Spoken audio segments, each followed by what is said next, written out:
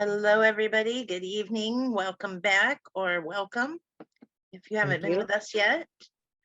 It's Happy Wednesday here, which means it is Tiny House Village Neighborhood Development Day. There is a lot to learn. There's a lot to learn about that. And I have already learned a lot. But anyway, we have Robin Butler here, our founder and CEO of NOAA. And I'm going to turn it over to him.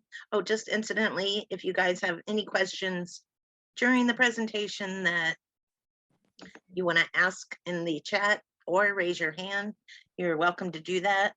Or if it's something just in general, you can save your questions till the end of the presentation. And with that, I'm going to turn it over to Robin Butler. Robin, the floor is yours. Hello, everyone. Hello, tiny housers. Welcome back. Love to see you. Love to see all of you guys here. Again, we're back here with Scott Banta. We have an exciting evening or whatever amount of time it takes to get through building your team. Scott, introduce yourself and we can get this thing started. Hi again, I'm Scott Banta. I've been developing properties in Orlando since 1983. And I've been involved in about 85 projects for permitting. So I love the permitting thing. This side of my head is all flat from bouncing against the government walls. So I know how to do that. So. All right, well, let's get this show on the road, guys. We got a lot of territory to cover. Let me share my screen and from the beginning. So like I said, today we're going to be talking about the team and building the team for tiny house developments. In that, I want to let everybody know that you are the leader, but you're not alone if you put the right team together. So number one, we always like to start with this guy. Scott, you want to talk about Mr. Real Estate Agent? Well, typically, most organizations have somebody that's involved in the acquisitions part of it, either as an agent or as in-house acquisition rep. One of the first things that they'll do is research properties. They'll find them either on MLS or there's various websites that we listed here, LoopNet, CoStar, Land. CoStar owns LoopNet. There's Land, and Land.com has 3 different things under them. There's a thing called Crexi, LandWatch, ReadGrid, Craigslist, and all those are .coms. And then Facebook Marketplace is another place to find properties. We're going to talk next week. We're going to deep dive into researching and doing the due diligence. So we're going to kind of skip over that right now. One of the things that your agent or rep is always going to do is look for comparable land prices and to see, and again, it depends on what you're doing. If you're doing a one-off where you're going to put a tiny home, let's say on 5 acres out in the mountains or something, the acquisition would be a lot different than if you were going to do a 50-unit development. So I guess a lot of that will depend on what is your program. The agent or the Kathy available, please?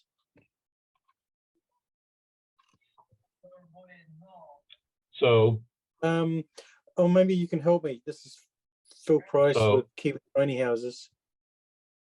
Phil, yeah, go ahead. Phil wants to ask a question. Okay.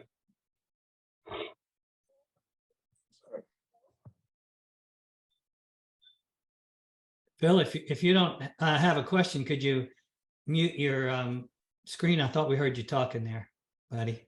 Appreciate it. All right, go ahead, Scott. Okay, so one of the things that your acquisition rep will do is most likely prepare the purchase contract. Here in Florida, we have what they call the FAR/BAR contract, which is FAR, which is the Florida Association of Realtors, and BAR is the attorneys, the Florida Bar Association. So they call it the FAR/BAR contract. So they have commercial, they have individual vacant land pieces, they have residential pieces. All those are contract forms that you could just fill in. as long as an agent is just filling in the contract and theoretically not creating the contract, they're not practicing law, and they can do that. The agent can help with negotiation. LOI is letter of intent. A lot of times when we're doing the development type properties, we use an LOI, which is usually 2 or 3 pages, which states who the buyer and the seller are, puts out the general terms that everybody wants. And you can do that prior to see if you're on the same page with the seller prior to going into actually preparing the contract. There's options, a lot of it. Yeah, go ahead. Go ahead. Most of the purchase contracts that we do, especially in developments, are option contracts. So in essence, we're putting up a deposit and we're tying up the land, if you will, with a seller, and then going through a due diligence period, and then many times in either an entitlement or permitting. Permitting and entitlements is basically the same word. We used to call it permitting, and now they call it obtaining the entitlements. And then contracts for deeds, a lot of times that's more of a sale item. So you may be selling, let's say, a unit, you can sell it on a contract for deed. That's where they come in and pay you a down payment. It's like a car loan where they put down a down payment. You hold the title until they perform under the terms of the agreement. And then once that happens, then you pass the deed over to them. Or you can just plain old just purchase the land. And post-project sales and comps would be if you're selling something, and you can go ahead and like we're going to be selling our unit, so we'll be establishing comps for the area by because we'll be the only thing that's in that arena for a while. Yeah, and what I wanted to interject here, sorry, Scott, could you give us explain to us what going hard on a contract is? Typically what we would do is, let's say I would going to go out and buy 5 acres to develop a tiny home neighborhood. I would put up a nominal deposit, let's say $5,000, and have a 90-day, what they call free look period, which is in essence a due diligence period. And then that, if anything, I didn't like anything during that period of time, I would be able to have a refund of my deposit. And when certain benchmarks are hit, we typically would then make the deposit at risk. So let's say after 3 months I was okay, I'd make the 5,000 at risk, and then I'd put up another 20,000, let's say subject to zoning. And then once the zoning was approved, then that would be called hard, or that would be now at risk. And then we might put up another deposit then, and then that deposit would remain at risk until closing, subject only usually to seller's title. So what we're saying here, guys, is that this is kind of foreign to most of us that are used to putting up one deposit, and then that deposit is non-refundable and everything. But in the rules are, between you and the seller, you can agree on anything you want in a contract. So if you're working with a seller, you can say, hey, I want to put up $5,000, but I don't want it to go hard until a certain thing happens, until I get certain approvals from the county or whatever. You can put whatever you and the seller agree on into that contract. So what Scott's talking about here is actually one deposit, a second deposit, a third deposit. Yeah, most of our deposits are subject to zoning, because we want to know that we can actually do the project before we risk money.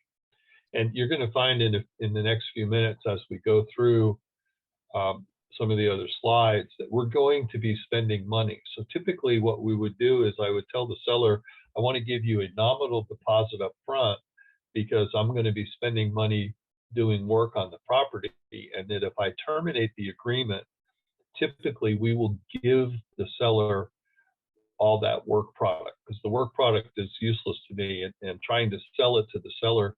Half the sellers we deal with are what they call land poor, which they own land and don't have enough cash. So sometimes you can get a better deal if you want to go quote hard with money up front.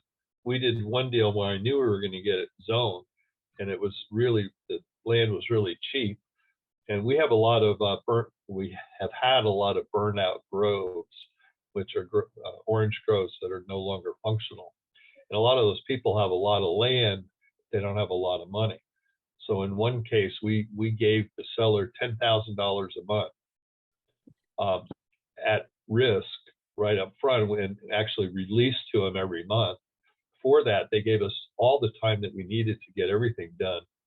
And we knew we were going to get it zoned. It was in an area that everything around it was getting zoned. So I was really confident of that. So we went ahead and bit the bullet and just went ahead and gave them the money, and they were using that money to live. And because of that, we ended up with a really good deal. Sounds good. All right. What about the title company? Typically, one of the first things that we'll do once I have a piece of property under contract, we'll go to the title company. Here we use title companies. Sometimes we use attorneys, but in Florida it's very common to use title companies to handle closings. So we would I go to my title company and I say, here's my sales contract and the legal description. Please do a fast title search for me.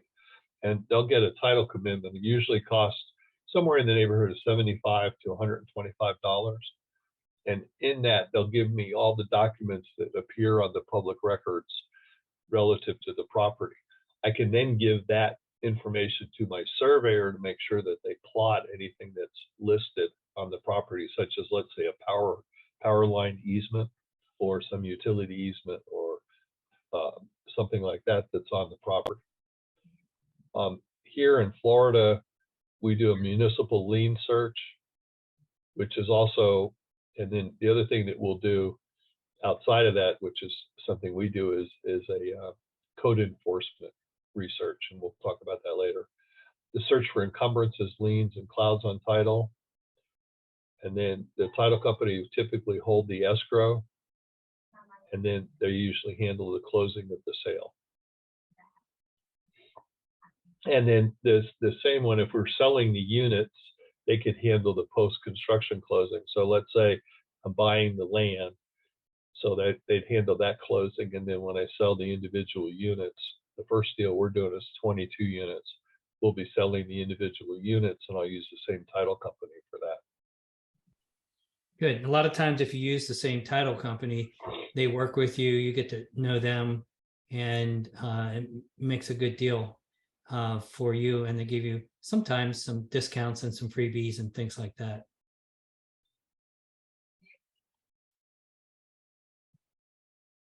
Okay, real estate attorney can be helpful. It's really important that you find an attorney that is what we call deal makers versus deal breakers. I'm hooking up with a partner, and the attorney came in, guns blazing, and it was just like, hang on a second here. We've shaken hands on this deal, We need you to create a document that says what we said and have agreed to. So she was able to back off. A lot of times they can give you advice, but you have to be really careful that they're not giving you deal advice, unless you're really a novice and they're really experienced in real estate transactions. Because a lot of times they may have something that they want in there that's not necessarily beneficial for you. They can create special contracts and write addendums and certain things, contract for deeds, and then especially sometimes with owner financing.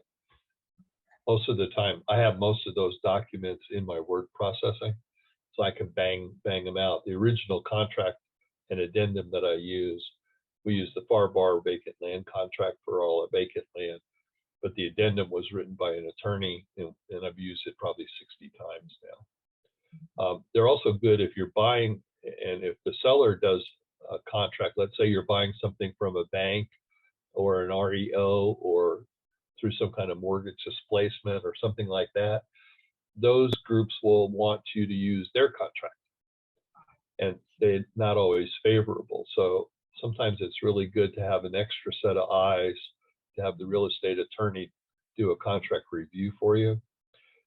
And if we have quiet title lawsuits in Florida on tax deeds, the buyer, no title company will insure the title for a period of 4 years. After 4 years, they'll all insure it.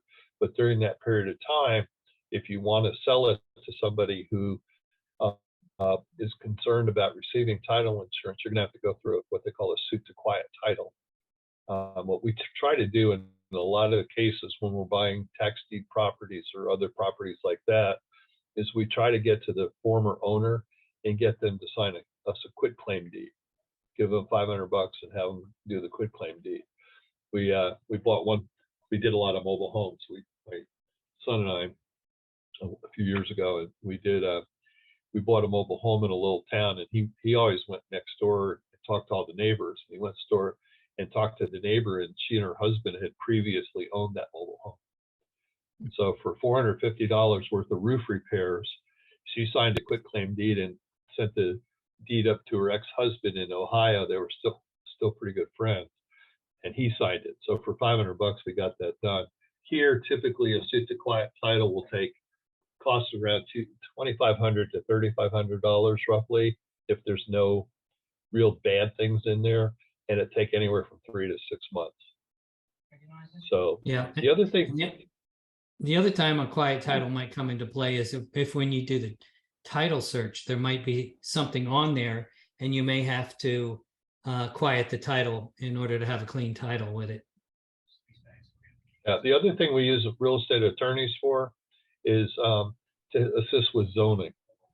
Like I'm doing a mixed-use project in a little town called Deltona right now, and I've hired the most experienced, best real estate attorney who's very familiar with the commissioners of my little town here, and he's known to get everything done. So in those cases, I'll bite the bullet and go ahead and hire him just to do the rezoning for me, to be my kind of owner's rep, if you will. And one slide that we don't have on here, which should be part of the team, is the attorney that goes before the commissioners and presents your case. If you're not going to do it yourself, there are attorneys and other people that can present your case. You want to talk to that just a little bit?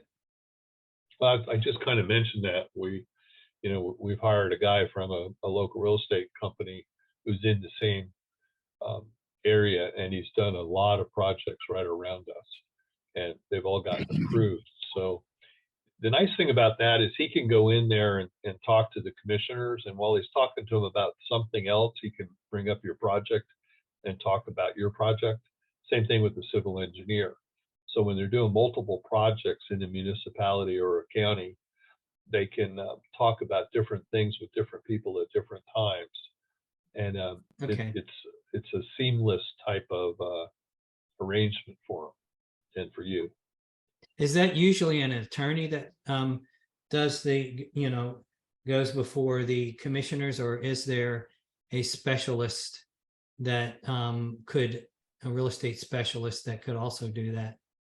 I think it depends on the situation and what's happening in your area. Right now, we have everybody. A lot of our local governments some of the officials are being elected next week. They get elected next week, and then the first meeting in January they get sworn in or whatever. So in those cases, right now we're not looking to get anything approved because the commissioners have all been really concerned about any not my backyard people. So they're having a tendency to have two people show up and be against the project. They don't want to vote for it. So most everybody that I know has tabled their for September, end of September, October, and into November. So I have a meeting next week or 2 weeks from now on the 18th of November on another project, our tiny home project, with the Volusia County staff, and they're going to bring in the water and sewer people, the environmental people, and economic development, et cetera. And we're going to have a big meeting. And that's kind of like I'm acting like a real estate specialist here. So in that case, I would be doing the presentation. And a lot of the properties, I'll do the presentation. On my mixed use in Deltona, I'll let the attorney do the presentation, and I'll be there to answer any of the technical type questions that they would have. So that's how the team kind of functions. Usually we'll have the civil engineer there to answer any questions, civil engineer, the attorney, and me, the developer, or what we call the real estate specialist, if you will. So here brings us into real estate specialist, owner financing. Other ways. Owner financing and creative financing and that kind of thing. Yeah, If you're going to be doing that. It's really interesting. I'm working on another piece of property. It's another mixed use property in a different county, and in that particular one, we're going to ask for owner financing. This is a little old couple.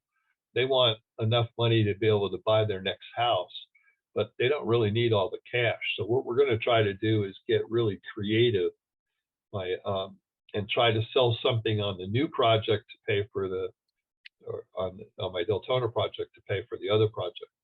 So again, like Robin said at the beginning, you can almost negotiate anything. So part of it, most of the time in commercial real estates or any type of, when I'm doing my land acquisition. So if you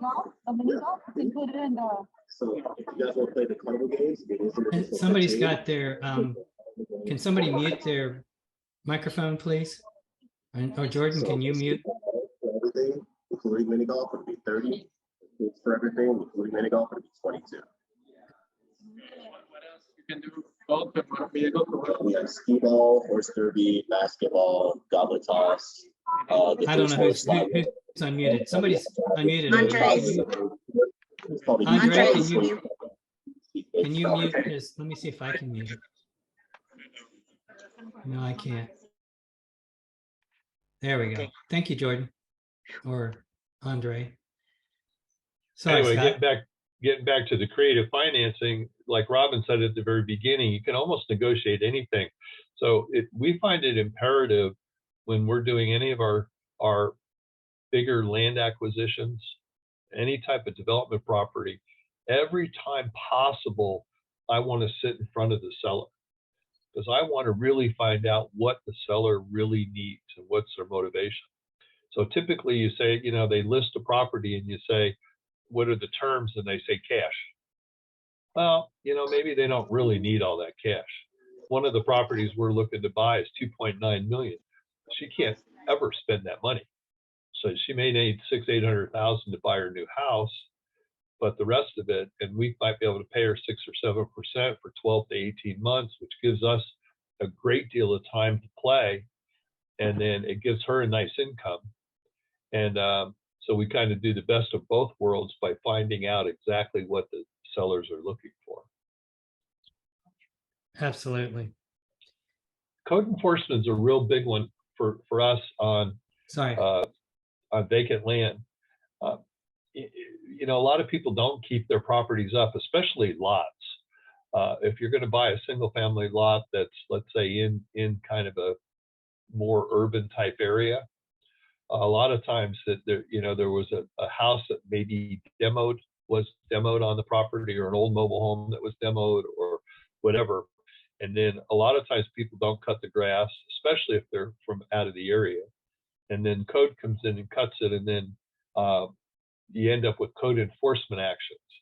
We looked at a little house when we were buying some houses, and the little old lady had died in Belgium, and we were trying to figure out what to do with it. It had $436,000 worth of code enforcement liens on it, because it was clicking along at $250 a day for years. And so in those kind of cases, you have to figure out how to get around that. We did one where there was over $200,000 in code enforcement liens, and we got it solved for $1,500. That was a pretty good deal. But you have to be careful on how your government or your local municipality handles those code liens and how they're resolved before you undertake a property that has a huge code enforcement lien on it. That could be a real big problem. Absolutely. Tax deed sales are one of my favorites. In Florida, there's no right of redemption. So they sell tax certificates, and during the 3rd year to the 7th year, you can ask to have the tax certificate redeemed. Usually takes 6 to 9 months for them to schedule so that the owner has plenty of time to repay it. And then if not, it goes to a tax deed sale here, which is a public auction. And once you own it, then within a week or two, you'll get the actual tax deed. And again, going back to Florida, 4 years with the title, nobody will issue title insurance. So you have to be a little careful on what you're buying. Municipal surplus lands is one of my favorite ones because the counties end up with a lot of property from various reasons. And sometimes you pick it up. We're looking at a piece right now in a lakefront lot in Lake County that we may be able to pick up for $1,200. So those are some kind of interesting things. So the way you do that is you usually go to whoever's in charge of the financing, let's say for your county or the city. In Orange County, for example, Orlando, it's the comptroller. You go to the comptroller's office, they have a whole little department that just deals with surplus land and surplus equipment. They also sell cars and trucks and all kinds of equipment stuff that they end up with too. And that's all at auction. So those are kind of fun to go to if you like auctions. Anytime you're in an auction, we did foreclosure sales in Seminole County for 5 years. I was there every Tuesday and Thursday.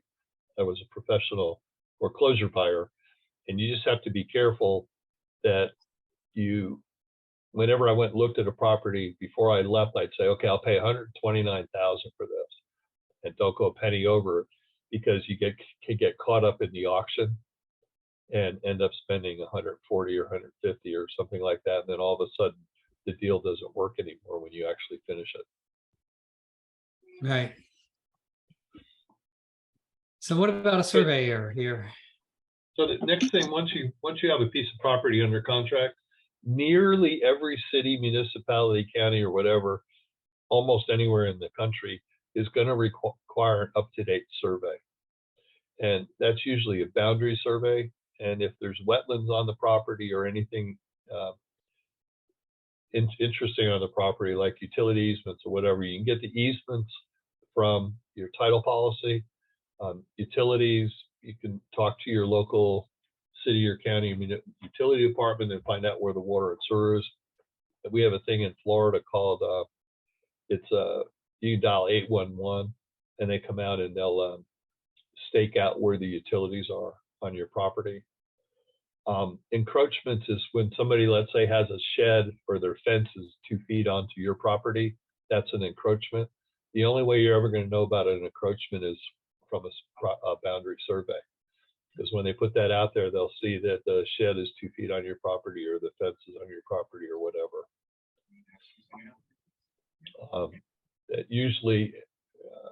They usually don't show the utilities unless you get utility information from the utility department and give it to the surveyor. They'll usually pick up the right-of-ways, but not the utility lines. Building restriction lines comes out of zoning. It's really important right now. We're seeing a lot of ADUs, the accessory dwelling units for tiny homes. Not only developments, but also for, when you want to put a tiny home in your backyard, you have to make sure that what the setbacks are, that you can actually fit the unit on your lot. Topographical information is something that usually comes out you get with the survey. In almost all cases, you're going to have to do a drainage plan when you build a unit or you do a development. So like our 22 units are in a circle or an oblong, if you will. So we'll have to have what they call a finished floor elevation on that. And in most instances, like if you're buying an infill lot on a street that's already existing, the most of the time, not all of it, because some of you live in hilly areas and it's all totally different there. But here, in most cases, your finished floor elevation, which is the top of the slab that you're building or the bottom of the floor, has to be 18 inches above the crest of the road. most roads are crested in the middle and slope off to two sides. So you have to be 18 inches above that. So you're going to need topo information. They call it topo, it's topographical. There's a site you can go to, USGS, and that gives you a lot of the base topo. Most property appraisers will have topographic information on their website also. We're finding now trees, most local governments around Central Florida now are requiring a tree survey. That's typically anything that's 6 inches and above the diameter of the tree at about what they call DBH, which is it's about chest height. At chest height, that let's say 6 inches diameter for the tree. If it's less than that, typically they don't care about it. And then they're always interested in the 5 foot around oak trees that have been there for 500 years or whatever. Those are called specimen trees, and a lot of times some different jurisdictions have different things that you have to do or don't have to do for the specimen trees. We had one in a parking lot on one that we did. It was in an office building 30 years ago, and the protection has to go out to three quarters of the span of the tree. So if the branches are out, let's say 100 feet, you have to have a 70-foot diameter circle that you can't disturb around the base of the tree. Wow. So any of those, you have to be really careful of some of that, or it's something to look into. Typically, once you got your survey, you can either hire a land planner and or a civil engineer. We'll talk about the land planner first. If you're having, let's say, a larger development, I worked for a couple of years with a really, really good land planner who he primarily did large projects, large scale stuff, a lot of mixed use things, big subdivisions, those kind of things. But you can prepare the concept plan. A lot of times what I do is I sketch something out and then I'll give it to my civil engineer or the architect to have them go ahead and draw it up a little bit fancier. Mine typically won't particularly comply with the local regulations. Your land planner will add the buffers and other things that are necessary. One of the things you need to watch for is your entrances to your property. Many instances, we're working on one right now with a little 80-unit apartment complex deal for a local nonprofit. And we had 780 feet of frontage. Well, there were streets on either side of us. And the county came in and said, it's a city project, but it's a county road. So we had to go to the county for a road, and they said the entrance had to be 350 feet away from the other two streets. Fortunately, we had enough room to be able to put it in the middle, but that directed where our entry was going to go into the project. So you may not be able to do it where you want to do it. So a lot of times either the land planner or the civil engineer can help you figure that out. Typically, we'll need a preliminary landscape plan. That's for permitting. Those are usually so minor that I'll either have my landscape architect do it or the civil engineer can do it. There's a lot of times, like on the side of a house or whatever, you have to have 6 bushes, one every 3 feet or whatever, and 2 trees, one in the front yard, one in the back or whatever. And then you have to figure out where you have a driveway, if you're going to have driveways, and how your traffic flow is going to work inside and around the development. Environmental restrictions are always important. That's one of your consultants. You can figure out most of the time whether or not you have any wetlands. But also we have bugs, and we call them the bugs and bunny people.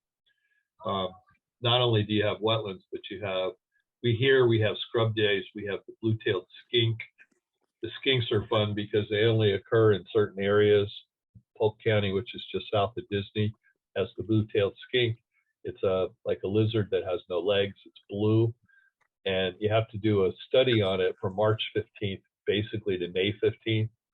So if you're trying to buy a piece of property in June, you got to wait and do your skink study the next year if your land is higher than 83-foot elevation, which is almost nosebleed area for us down here.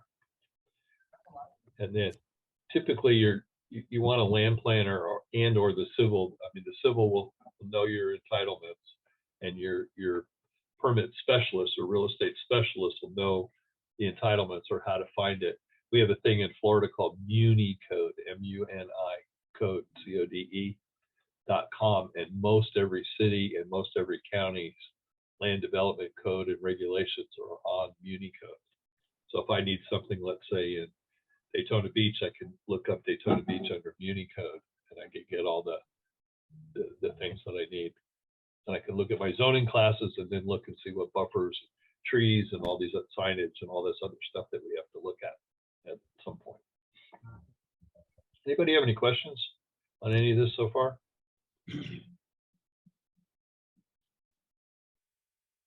Apparently not. You're doing a good Okay. job. Thanks. So we If go you to do, the we civil can- engineer. Get them at the end if we have to. In many cases, on smaller projects, your civil engineer is your land planner. You wouldn't necessarily hire a special land planner to do your concept plan. However, in some instances, you may, because you may need a pretty drawing to go into a county. So we did a pretty drawing, and then I paid to have the first 22 unit project rendered.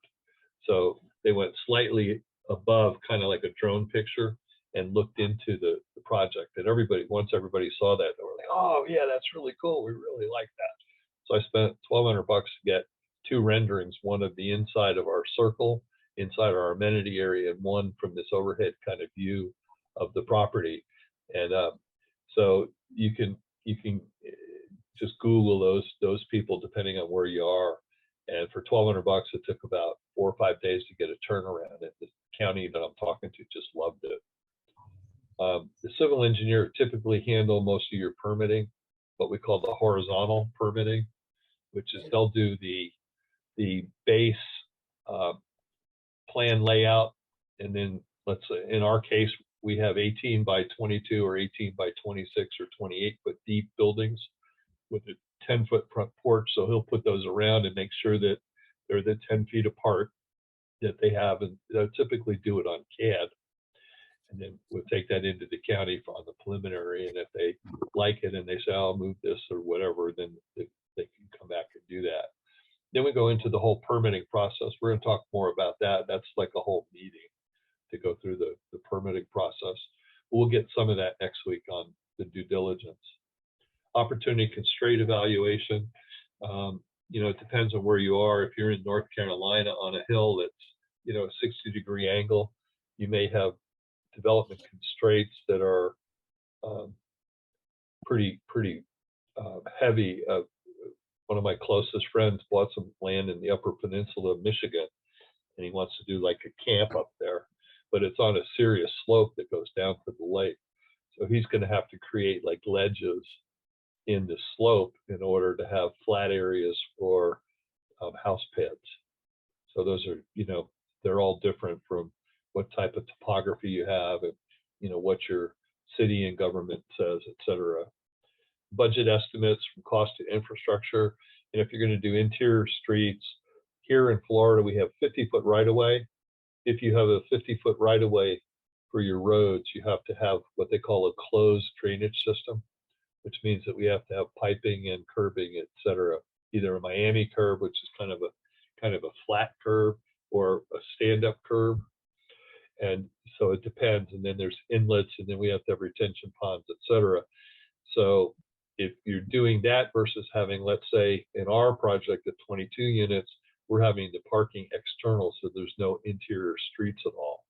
So we can do some other things with no interior streets that we can't do outside of it, because we won't have any of the drainage issues that we would have with normal roadways. Also, under roadways, if you're going with a 22-foot wide pavement, you're looking at a 28-foot base to go underneath your curb, et cetera. And then you have to think about, if you're doing regular streets, you may have to have sidewalks. Most sidewalks are 4 or 5 feet wide, depending on your municipality, and that's a very costly item because those are typically out of concrete. Zoning and the future land use. Sometimes we'll have a lot of times I like to hire a civil engineer that's very familiar with my local government. We did a lot of stuff. I did 6 projects in Northeast Polk and hired pretty much the same engineer on that because he was in Polk and he was down at the Polk County government all the time. So he could be talking about Robin's project and Ray's project. And then he could toss in, oh, by the way, I got this other project over here, Scott's project. And what do you think? Could we do this? Would that something like that work? And, you know, let's say he's talking to stormwater or utilities or whatever, and they'd say, yeah, no, whatever they say. And then they could talk about it a little bit, but he's always in there and they're always in there talking. So I usually like to have that civil engineer that's local if I'm out of my normal area. Stormwater management is a real big deal here. We've probably some of you heard that we had a hurricane and Fort Myers didn't fare so well. Part of that was because the storm event was a 1 in 500 year, and most of our stormwater management ponds, et cetera, are designed for a 100-year event. And then stack on top of that 3 days later, a second 100-year event is typically what we have to do for permitting here. So most of the new development is very, very little ponding, but in certain areas we had in serious raise of water, like in downtown Sanford, which was not even anywhere near the storm. There's a big lake called Lake Monroe, and it's fed by a river, the St. Johns River. It goes from Melbourne and exits out to the ocean in Jacksonville. And that surged, and one of my closest friends has a real close buddy who lives by this area that always floods, but he was outside of it on an upward portion, and they were watching the flood surge, and this was a week after the hurricane. It crested. So we had the hurricane on Wednesday. On Monday, they were starting to think about putting sandbags by their house. And then by Wednesday afternoon, he had 10 inches of water in his house. And it had never flooded before. So stormwater management's a really big deal. Certain areas, like if you're in the mountains, you probably don't have any stormwater management at all. And again, your local engineer will be able to tell you how that works. Typically, if you've never done this before, the first time that I actually did a project by myself, I was extremely poor. I had a big company that did all my accounting and everything, but I was in the field by myself pretty much. And I had a civil engineer that basically held my hand. And when I first sat down with him, I said, I don't even know all the questions to ask you. I'm really good at land and getting stuff permitted, but I haven't done one all the way through. He said, we'll take care of you. And same thing with the architect. So both of those guys are near and dear in my hearts because they really helped me out a lot when I was first starting out. Other consultants, there's a geotechnical engineer, which is a soils guy. So typically what we do when we go to a site and put a site under contract, one of the things that we'll do is what we call preliminary soil testing, where they'll go out and plug a few holes just to make sure that, let's say there's not a lot of clay underneath the surface, like starting 3 feet down that you can't see. And if there's a lot of clay, et cetera, you may have some issues there. I know in a lot of areas in Georgia, you get into a lot of clay. Here, I did a 650-acre master plan community where we moved a couple of million yards of dirt around in the first phase. We did about 80% of the master infrastructure for the entire development. And we had a lot of clay soil. So we had to mix the clay with good soil that we dug out of the retention ponds. Typically what happens in Florida is we dig a retention pond for 2 reasons. One is to store water. The other is to get good dirt. And in some cases, we over excavate and then put the bad dirt back in and put a couple feet of good dirt on top of it. And that's a way that we can ameliorate some of our soils issues. Later, once you have your concept plan and your site plan here in Florida, we have to plug a hole in all the areas where the retention ponds are going to be. And then we have to plug in roadways every 500 feet. There's usually a soil boring so that the engineer can figure out what the underlying soils are and what they need to design to. that gets really specified. Typically in those cases, I just let the engineer and the soils guy talk to each other, and they ship maps and location things back and forth, and then we look at the reports and then try to decide what we need to do. In Florida, if you're on a lakefront and you're doing a development, you have to have at least a minimal archaeological study. And then we did a project in St. Augustine. Everything in St. Augustine requires a full archaeological study. I did a big deal, a 650-acre project back in the late 80s. And we had to do a 100-foot grid, excuse me, across the property and dig a 3-foot hole every 100 where the lines intersected at 100 feet, because it was close to a fairly significant wetland right by Disney. And in old days, hundreds of years ago, the Indians used to live there, and there's artifacts and all kinds of different things that they find. So we had to go through it. That was a $40,000 study. The environmental guy is really important. They'll do basically wetlands, and we call them bugs and bunnies. So here I told you about the skink. We also have in Volusia County, where I'm pretty active, we have a thing called the scrub jay, which is very much like a blue jay. Scrub jay pair mates for life, and they have a fairly significant range. Eagles, we have urban eagles versus rural eagles in Florida. You're going to love this. Urban eagle has a radius of 750 feet that you may not be able to disturb, and an urban or rural eagle is 1,500 feet circle. 1,500 feet is nearly a third of a mile in all directions around the nest. So the nice thing about that is most of that, the eagles have been documented, and a lot of the other animals that may be of particular concern to you have been documented. Not all of them, but a lot of them. The skinks, for example, in Polk County, have to do the skink study. We don't have them in Volusia County, so it's not an issue. Down in Polk County, they don't have sands, they don't have the scrub jays.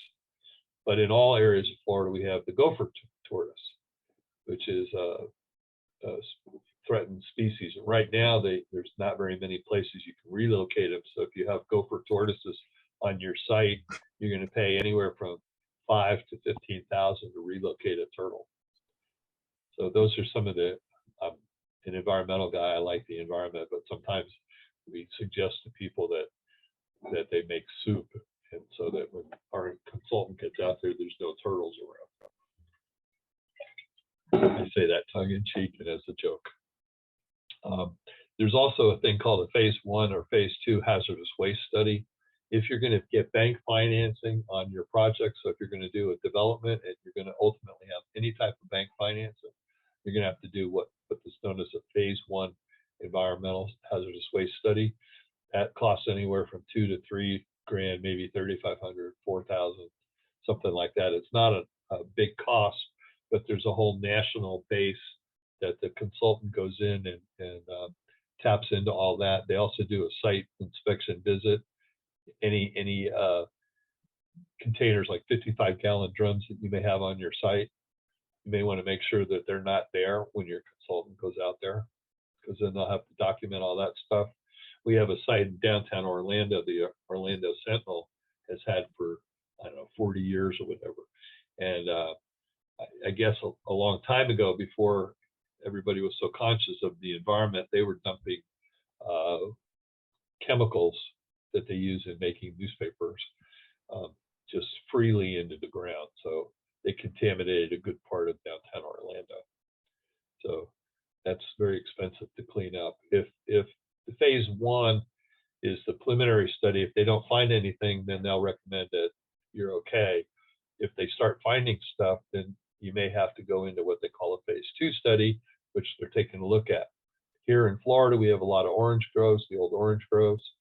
The old farmers used to have a little tractor shed area that they bring the trucks in or the tractors in, and they, take out the oil plug, and they just dump the oil right into the sandy soil from the orange groves, and then they put the plug back in, put 5 quarts of oil in it or whatever, and off they'd go again. It's 3 months later, they'd come in and do the same thing. So those areas were all contaminated. So in a lot of those old orange, and they also had cattle dipping vaults, which were basically kind of like a truck well, and they put the cows in there and then they bathed them, and they used arsenic to treat the cows for different things. So those arsenic areas and the old shed areas are areas that typically will have to be decontaminated in one way or another, and your environmental guy will help figure that out.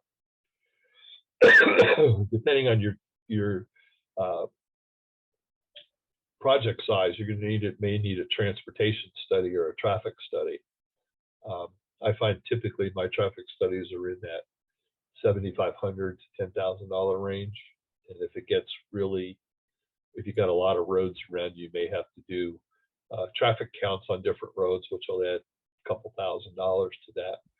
But usually, traffic consultant talks to the local government, and they come up with a methodology.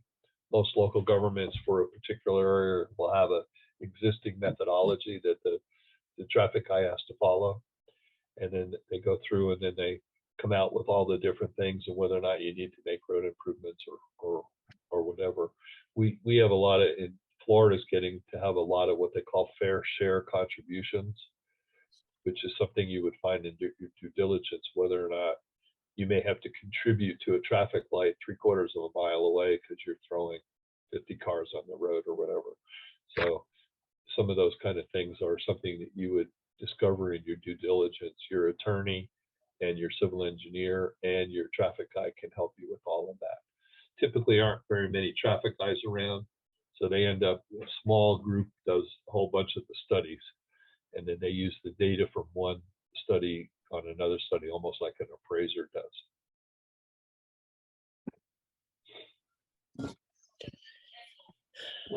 Landscape architect is becoming more and more important. We have the things called hardscape and softscape, which is your third line down. We put a website in there for you to take a look at. Hardscape is basically your sidewalks, anything that's not like plant material. Your softscape is all your plant material, just to make it pretty simple. So any walkways you have going through your project, areas where that you may put a concrete pad and put a gazebo, that's all called hardscape. The softscape is all your plant material, etc. The other thing you always have to remember too is how you're going to run your irrigation. And then a lot of people here in Florida put bushes and shrubs real close to the house, and they end up putting the mulch there, and then the critters have a tendency to live in that nice, wet, moist soil, and then they want to go into your house. So I always kind of a proponent to move it a foot or so away, so that you can see when the bugs are going into your house. Especially here, we have some termites, and they've been known to eat wood a little bit, so one has to be a little bit careful of that. And also how you're going to use your environmentally sensitive areas. Here we have a lot of wetland areas that we have to set back anywhere from 25 to 75 feet, depending on where it is. And we have different things that you can incorporate into those wetland areas along the lake bank. For example, we have areas where you may want to mitigate. So you may have a small area right in the middle of where you want to put a bunch of houses, and 500 feet away is a wetland. So you may want to be able to move that small area over to the wetland, and then they have what they call littoral shelving, and where you can create a shelf and plant wetland plants and do on-site mitigation there, where you're doing, you're, let's say, getting rid of an acre and a half, and you're creating an acre and a half. And the environmental agencies, we have here DEP, Department of Environmental Protection, EPA, and we have U.S. Fish and Wildlife Service, the Florida Fish and Freshwater Commission, and Water Management Districts, all taking an interest in some of that. We also have tree preservation. In Volusia County, where I'm doing my first project, 15% of the treed area has to be preserved. So we work around that by putting it in the buffers and putting it in different spaces where you want it, not where that doesn't necessarily impact you're doing pine trees and scraggly trees, they need to be together or else they'll fall down by themselves. Pine trees left alone will typically fall down and fall on your houses if you're not careful. So you need to be careful of what you plant and what you're preserving.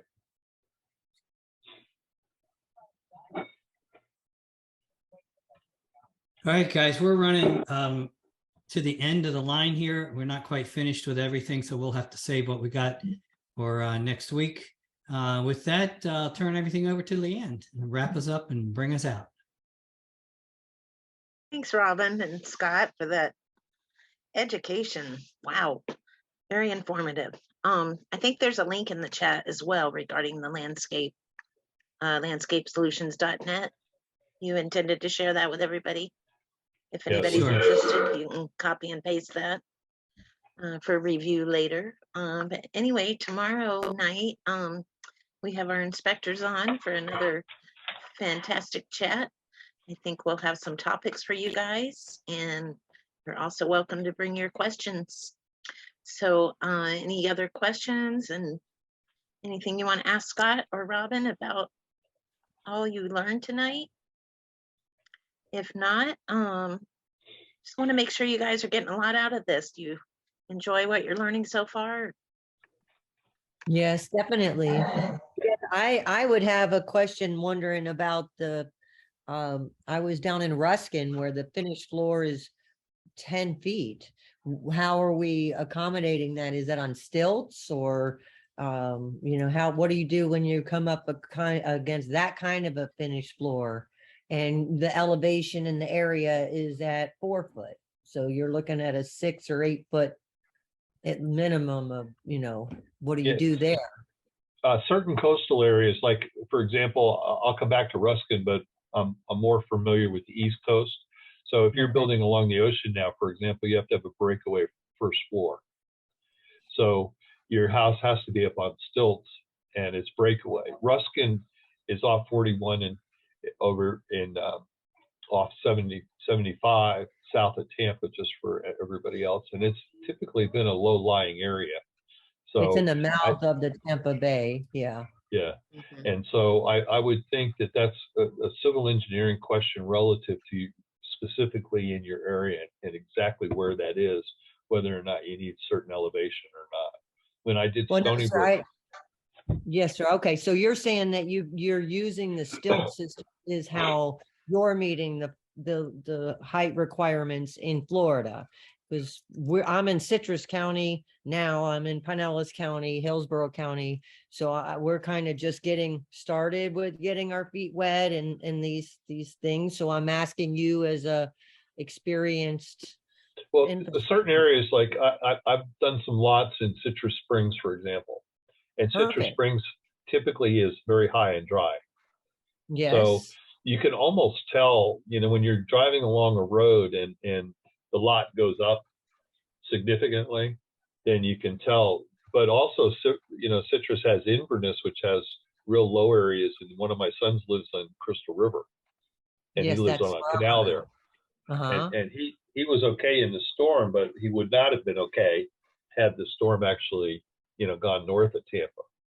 Exactly. Oh, yes, because that's where I am, is I'm right in the mouth of Citrus Springs and Crystal River. That's my home right now. So Yeah, you're it's you're a beautiful talking right area. next to the woods. It's Stump It Knockers. certainly You go to Stump Knockers. I've been there before, yes, sir. Swampy's Yeah. is much nicer. It's on the Blue River Run, so you can Uh-huh. see the Rainbow River right there. So, well, thank you, Nice. sir. Nice.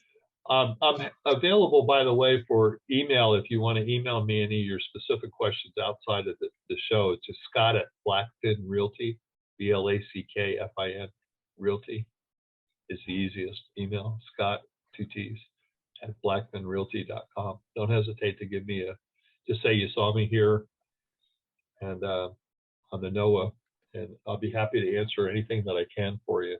But typically, if you're going to do, let's say, a development in any of those areas, one of the things you're going to do immediately is you're going to have your surveyor will be able to help a little bit, and your civil engineer will be able to help a lot, plus your environmental guy. Those are the 3 keys for lower areas. And it's going to be particularly more important now because I recently talked to a guy who's on the board at the Florida Farm Bureau Agency Insurance. And he Okay. said, we're all going to be paying a lot higher insurance rates now because they're You are going to kidding spread, about that. they're going to spread it out all throughout Florida. Yeah. Mm. And so when I did Stony Brook, all of our houses there are on 4 feet of fill, the finished floor pad. So that was our particular where we had to go. Well, and the thing that I guess I'm concerned about is that, we have a 700 unit RV park that's coming in, which, as we all are about this for those and fixed, and then you have container homes and, the tiny house and the desires and what they build vary in so many ways. When you have a 10-foot finished floor and someone wants to put a tow park in, that's not going to work, so this is all part of the learning and how we figure out which project is going to be right in which area. Yep.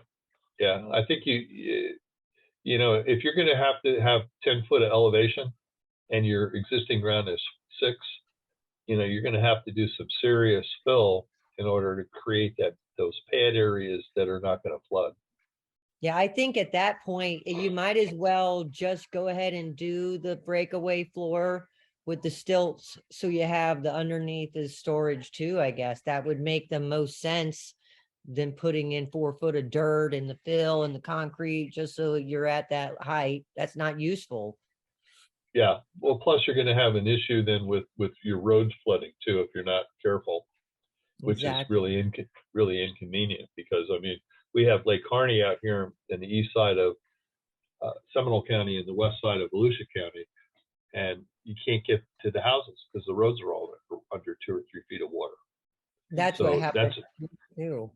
Yeah, so you have that consideration. That's just probably an area that you probably don't want to do that particular type of project. Exactly. So thank you so much, Scott. Sure. Thank you. You're very welcome. All right. Do we have any other questions? Any other burning questions? All right, guys. Well, thanks for joining us this evening. Hope you have a wonderful night. And we will see you tomorrow. Tune in for Inspector Chat, where we have our inspectors to answer your questions. They'll probably have some topics to cover, but we'll see you tomorrow night. Yeah. And Thank you have a good guys one. so much. Yes, Bye. thanks, Catherine. Bye, everyone.